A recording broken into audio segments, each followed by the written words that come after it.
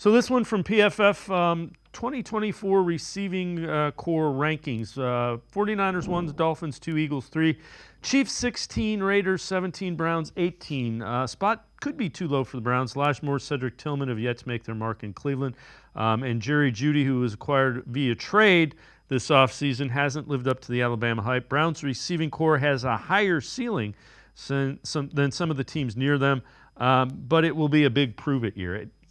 I can't argue with any.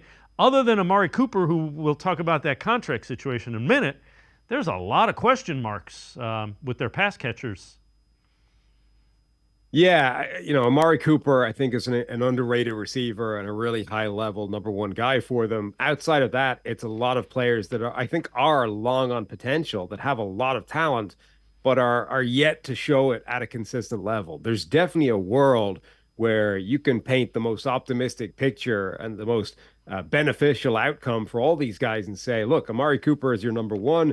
Jerry Jeudy becomes the player that he was supposed to be coming out of Alabama. This high level route running technician that's always open and just is a phenomenal number two option. Elijah Moore can be your do everything slot guy and third receiver. And then maybe Cedric Tillman emerges as a really high level sort of vertical threat or red zone specialist, big bodied receiver that can make some plays after the catch.